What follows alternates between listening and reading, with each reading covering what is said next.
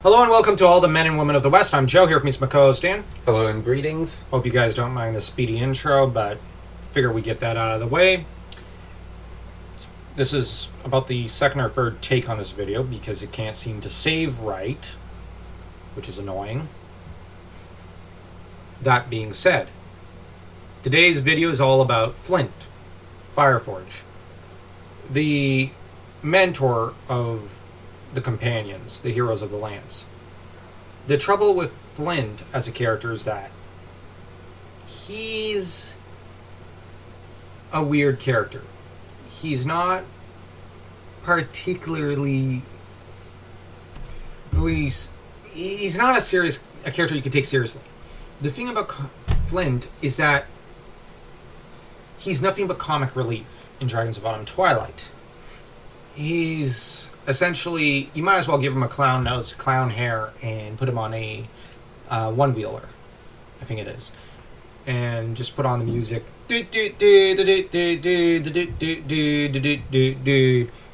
whenever he appears on the screen, on the scene.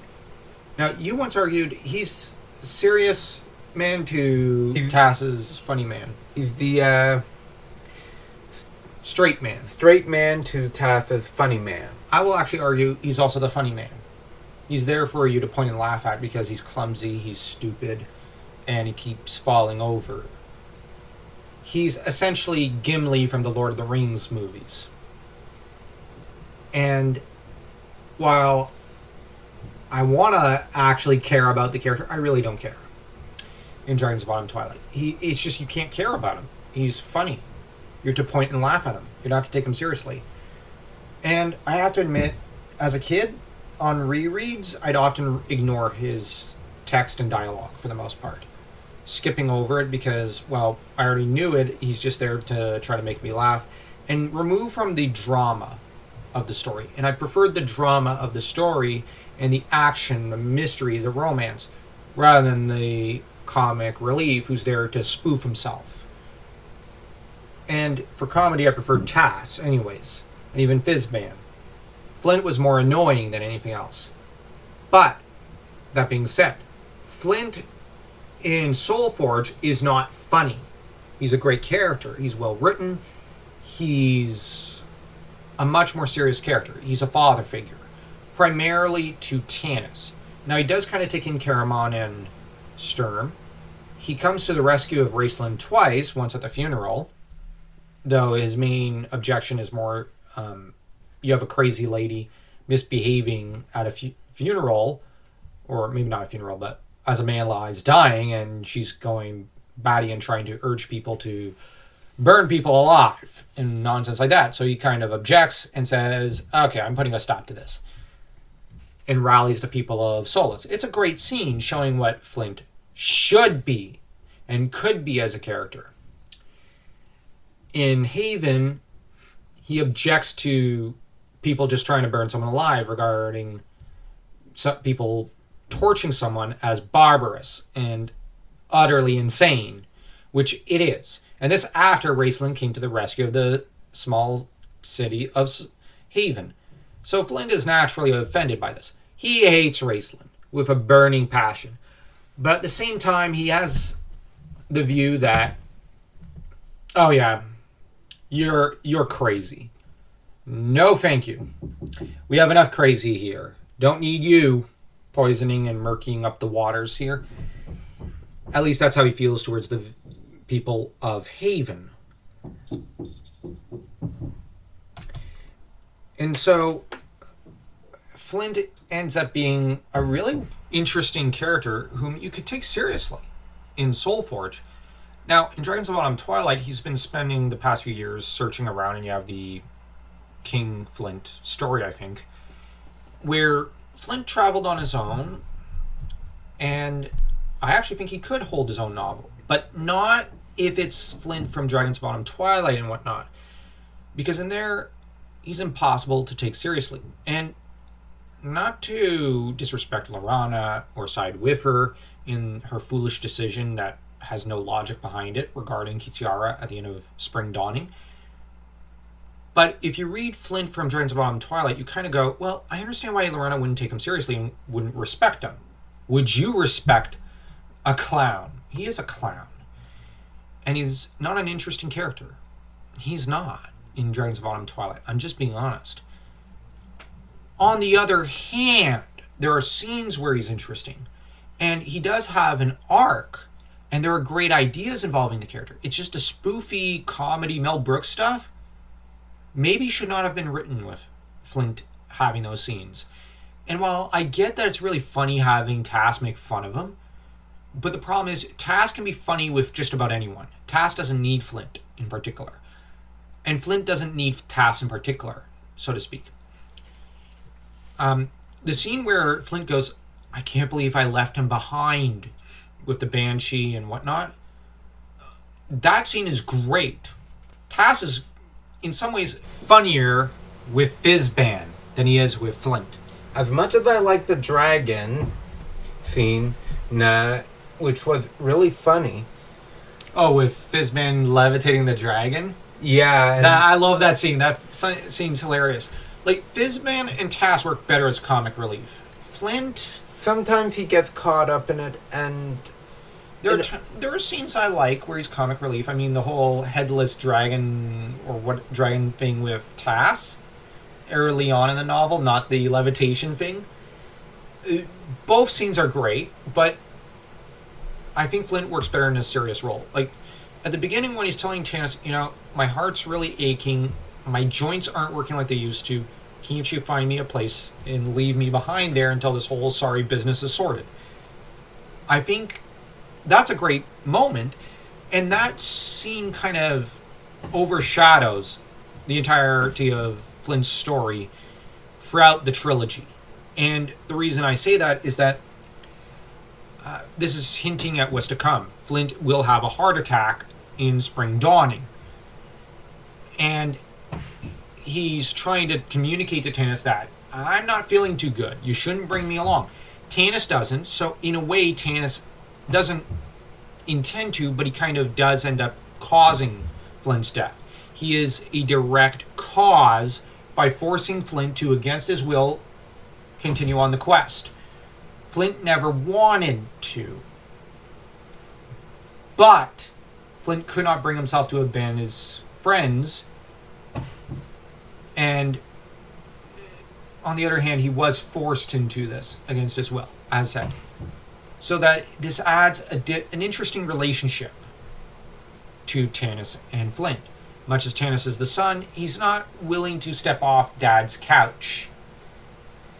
And Dad is hoping to push his son out of the nest, but is kind of going, shoot. Guess he's not ready. Only for this to cause Dad's death, so to speak. As for the whole issue with Tass, it's just this business of Tanis not being ready to fully grow up and Flint trying to urge him to grow up is a fascinating character arc. It is a fascinating side of Flint's character. And it is an integral one. And in that regard, I think that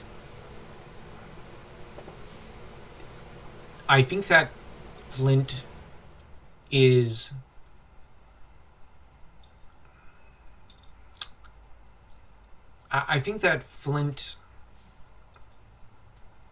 it would have been interesting had they, rather than throw him with the team at the beginning of Dragons of Autumn Twilight, maybe hold him back, where he insists that they leave him in his home or something, and where he ends up in Solace and offering a point of view of what's going on in Solace as the other heroes are continuing on their quest into those ruins and whatnot. And Flint ends up acting as mentor for Tika after this city, the town of Solace burns down, and she ends up needing a mentor and going more and more into being a heroic character. So you basically get a Ben Kenobi and Luke Skywalker type of vibe between them, setting her up as a main character for Dragonlance's Chronicles trilogy, and setting up Flint as a main mentor. And you have her on Sturm's team throughout Winter Night, so that the two are paired together as mentor and student. Tika does not work well with Tass as a companion because she ends up murdering him in Spring Dawning. Oh, wait, by accident.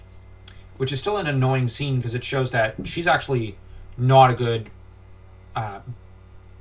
ally to have around. She's dangerous to your health as an adventurer. But my idea would be to progress her as an actual companion, not as a tee-hee, look how funny it is when she murders friends, but rather take her on as a serious character who give her a moment where she says, I want to be a Jedi like my father before me. Like Luke. You have her say, I want to be a companion, I want to be a knight or something. I want to be a hero, like my father was before me, because her father was a hero and he sacrificed himself for her in her youth. Or she says, I want to go find my father. This has convinced me that a normal life is impossible now. I need to set off on the adventure. And the trouble is that Flint, being the mentor to teach her how to use a weapon, would be reminiscent of Soulforge, where he teaches several characters how to use their weapons. I know that novel is not yet released, so here's the other problem. Those characters are in the middle of their journey. Sturm, Caramon, even Tannis are in the middle.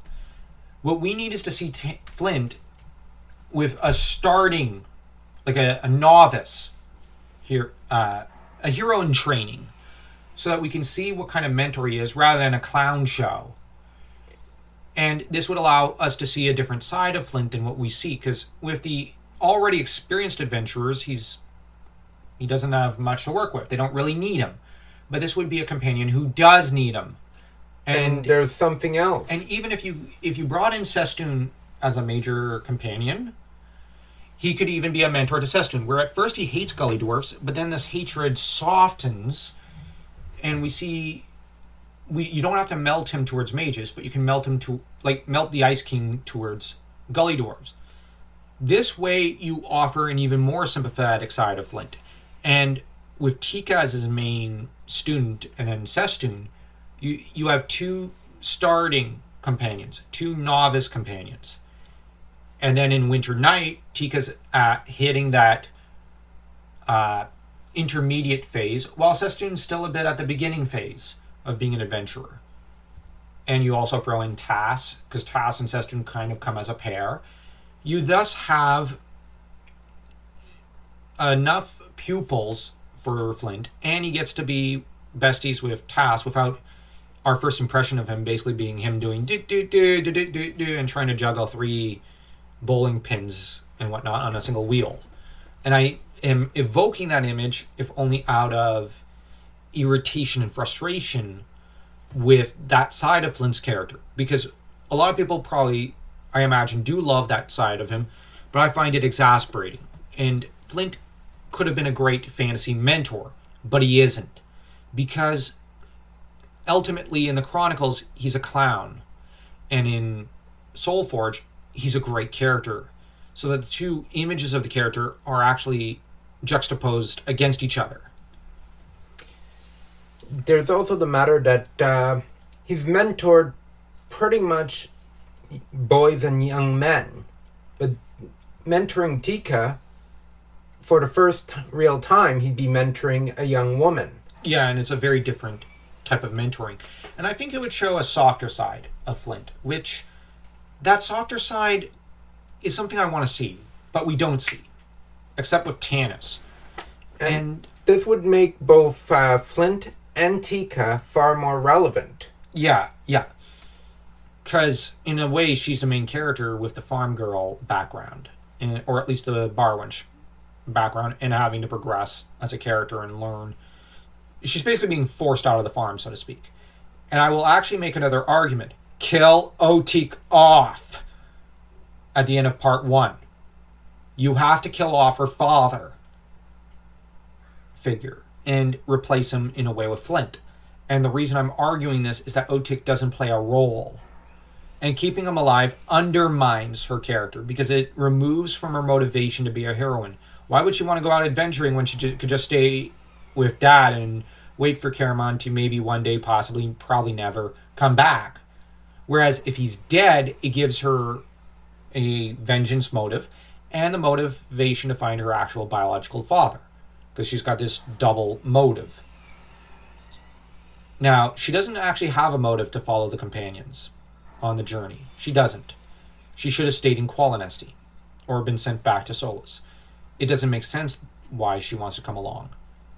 But my argument is you maybe start her off as someone who wants to be an adventurer and kind of avenge Otik, but she still retains that soft side, and her loving nature overcomes any kind of hatred, where she decides that she loves Caramon too much and she loves, well, people too much, and she wants to be a better woman than, say, Kitsiara, so that you have her as a positive female character and Kitsiara as the negative within the Major family.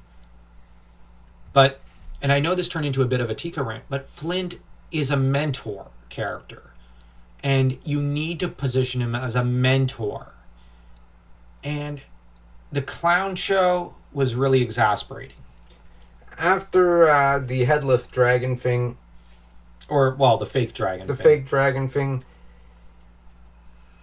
that shouldn't be the height of his character. But that is his character in Dragons of Autumn Twilight. That is his character. And arguing about the horse mane or the griffin mane thing, which, while it is funny, I do like it, but let's be honest, we all know it's a horse mane. And on the other hand, it is irritating that that's all his character does throughout Dragons of Autumn Twilight. Argue about a horse mane or a griffin mane. Nobody cares. Well, actually, we care about it because it's a good joke, but that's all Flint is, a joke. It'd be nice if he was a serious character, but he isn't. And the thing is, at the end of Dragons of Autumn Twilight, he's positioned to be putting on a new comedy routine, a new clown act with Tass. I'm sorry, but he basically is Abbott to Tass's Costello. Except Bud Abbott and Lou Costello were funnier, to a large extent. And at least they appeared in several different stories that were of different genres. And, like, don't get me wrong, my complaining comes from a place of affection. I like Flint. I just liked him better in Soulforge. And I'd like it if they had positioned him in a much more serious manner in Autumn Twilight, Winter Night, and Spring Dawning. The comedy removes from the sense of loss that comes with his death later. And so we only ever see him being a jerk to Raceland, such as with the Boo-Poo thing, where it's really hard to sympathize with Flint when, you know, he's always either a comedy routine who doesn't add to the team at all in any way, or he's like, got rid of your filthy gully dwarf pet, did ya? Why would we sympathize with that character or empathize with him? These are the only two ways that he's portrayed, whereas we know from several scenes near the end of Autumn Twilight, from Winter Night, from Spring Dawning, and from Soulforge, there's a heart of gold under that clown who's a jerk. Like I said, pairing him with Tika would spare us that kind of scene and allow us to see the better side of Flint, the nicer side, as well as the old man who's tired and really shouldn't be dragged along, but he has to be, because there's no home or resting place for him to rest his helmet for until his kids come home from the war. He has to be thrown into the war. He's basically drafted. We need that Flint. We need that character, not the clown. So, anyways, rant over. Hope you all enjoyed this video, and even if you didn't, don't forget to smash that like and that subscribe button as though you were Reorc smashing the world into shape.